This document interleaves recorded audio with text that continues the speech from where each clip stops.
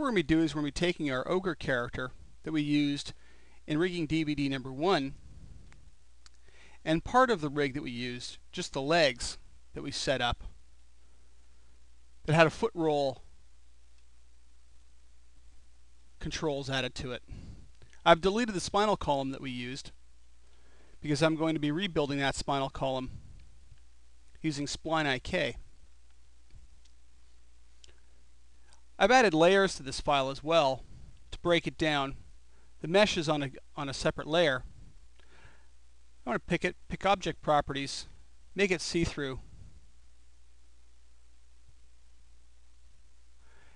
and leave it as frozen so that we can't select it. This way we can see what we're building with, but don't have to actually be in wireframe to do it. Now the spline of the character is going to run all the way up through the back, up to the base of the neck.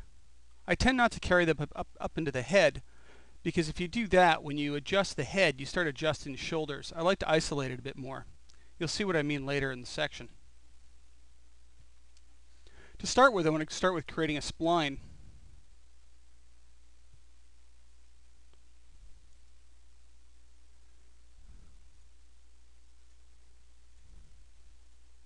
And I'm going to set them to smooth to start with.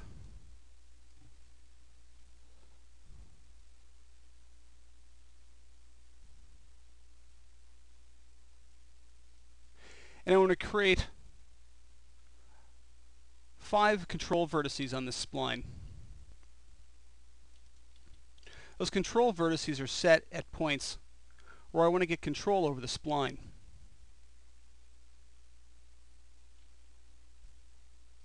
You can make this more complicated. You can add more of them if you like. I do in further rigs, but for this rig I'm going to try and keep it as simple as possible so we can follow it. We're going to have a control that'll control the bottom of the spline, the waist area, and the top of the neck, or the top of the shoulder, sorry. Allow me to show you what happens if we use Spline IK at max. And I'm going to create a set of bones. Make them much smaller to start with. Maybe the size of 2.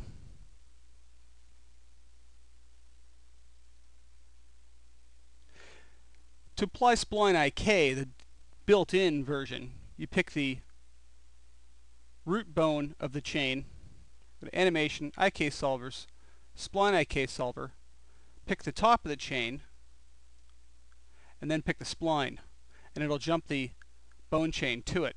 If you notice, it also hasn't resized the bone chain to fit the spline.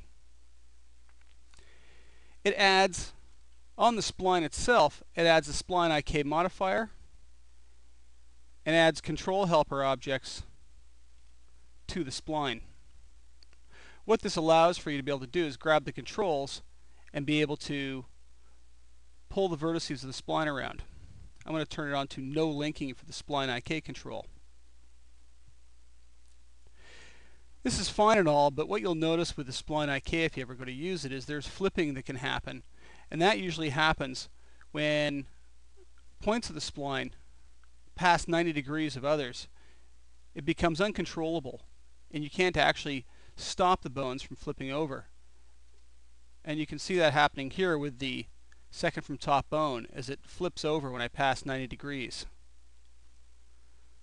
This is impossible to control or stop in Max because of the way the Spline IK is set up.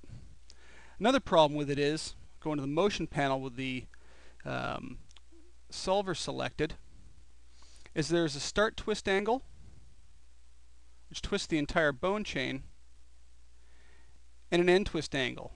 Now using this you can actually get it so you get a twist at one end and a twist at the other. But that's it, unfortunately. You can't control the twist of this bone in the middle individually, or any given bone in the middle of the chain. You can't twist it from the center out in both directions. So you're kind of limited as to what you're going to get as far as a setup for your bones. I'm going to delete the IK solver. I'm going to delete the Spline IK control. and the helper objects that it created and start from scratch. Actually, I'll delete the bone chain as well.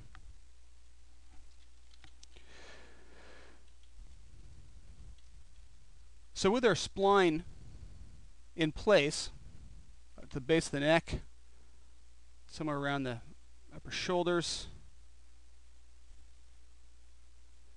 middle of the body, and down at the base of the body,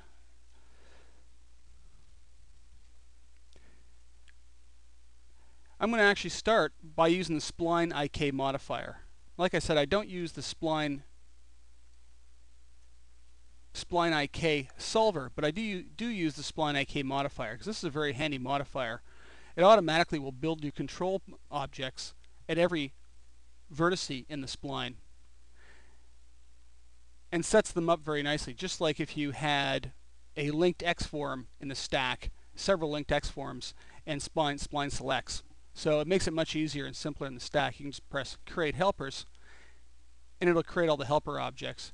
You can then set a size for all those helper objects to make it really simple. You can also choose how they are going to be displayed. I'll leave that set on box. I also set it to no linking because linking sets it up so that the base will control all of them. We don't want this to happen. We want each one to be independent.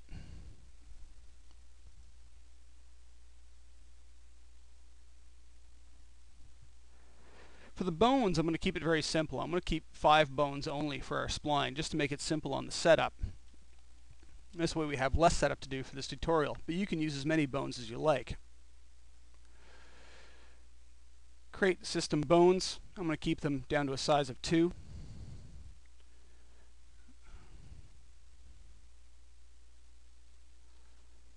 And I want to create a set of bones.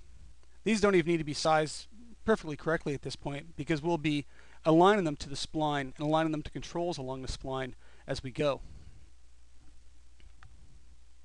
I'm just going to leave this off to one side for now, and you'll see how we connect that into the spline later on. The next thing I want to create is some control objects. I'm going to use those nice little control objects that I use for my rigs, built from splines, and I'm just using that scripted tool that I have for building those. Again, you can build those using circles and attaching them all together. I have seen people build these out of 3 circles and use the group control to actually group all 3 of them together. I would strongly suggest against this, as grouping can cause other problems.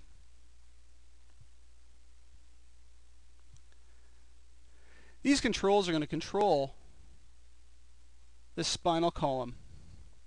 Some of them are going to be directly controlled, basically on a one-to-one basis. Others are going to be controlled with a bit of a fall off between 2. So we're going to be using some constraints for this. First thing I like to do is get my axis aligned to the correct spot on the spline so that it isn't floating out in space, the pivot point. I'm going to go to the hierarchy panel, pivot, effect pivot only, use my align tool, and align position XYZ, pivot to pivot. I happen to have added it to a quad menu, and I want to align them up to the control object they're directly going to be affecting.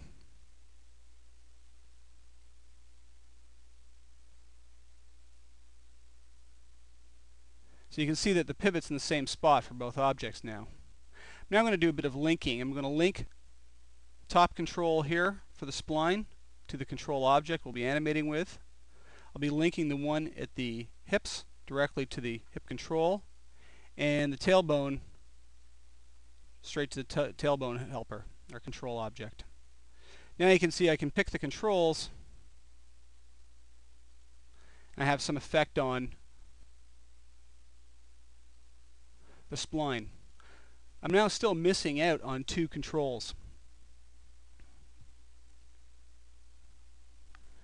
These controls are going to be controlled by biasing the weight between these 2. as well as they're also going to be controlled by rotating these objects, so that when I rotate it, it actually moves this control back and forth around in an arc. Position constraints and orientation constraints won't get us what we want, because it'll rotate right on its spot, and that's not going to do us any good.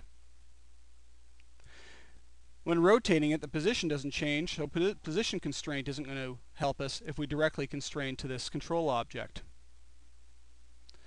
Way to get around this is to create some more point helpers.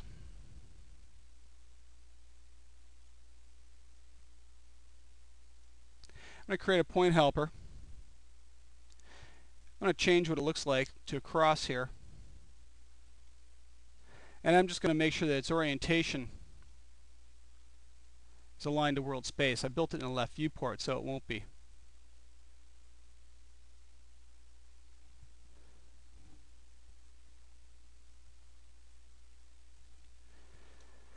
I'm going to create a second one. I'm going to link each point helper down to a control. So now when I rotate a control, I get a positional change on the point helper.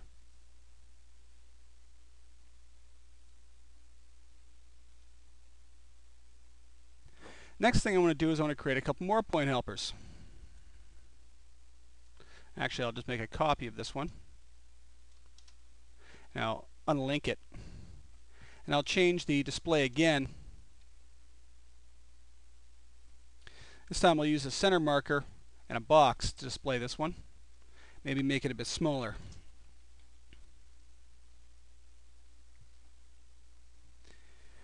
It sounds very confusing, but what I'm going to do is I'm going to use these helpers to constrain to these helpers. These ones will then be directly linked to these. Again, there's a reason for this. If I directly constrain this off to something out here, say through a position constraint, it jumps and moves to it. I can use keep initial offset, but you'll find that there's issues and problems with that later on.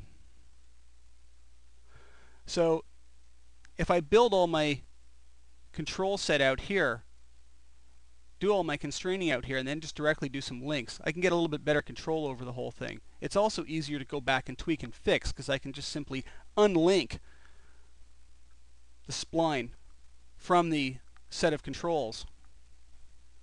Go about adjusting my weights and everything in my constraints, and then relink it back up again, without having to mess around with constraint systems.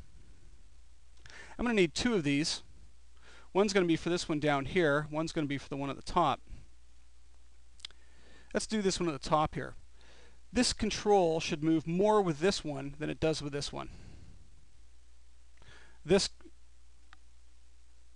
point here should move more with this one than it does with this one. So, starting with this object here, I'm going to constrain it. Position constrain it to the top, and I'm going to position constrain it to the bottom. Right now it's set on a 50-50 basis between the two, so it moves halfway between. What I'm going to do is I want to bias it more to the top one and try some values and see what happens. In this case, I'll try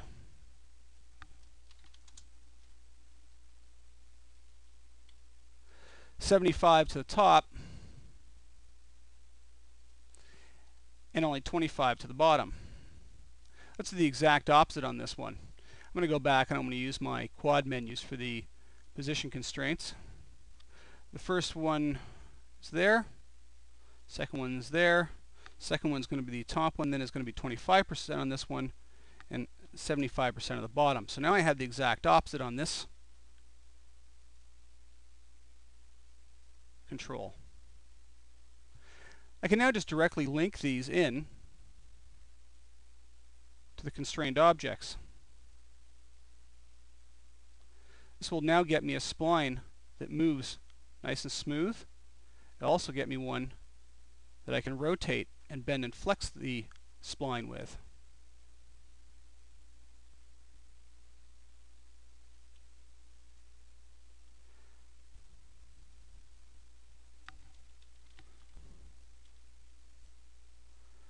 All this I've had to do because the NURBS curves in Max are very, very slow. And if I use Spline IK or any kind of constraint systems along one, it seems to go very slow. It would be nice because NURBS curves already have some of this sort of thing built into it where you get a nice fall off. Splines, however, have the problem is that they can bend and overbend and come back if you only move one control. So this is a real nice way of controlling it.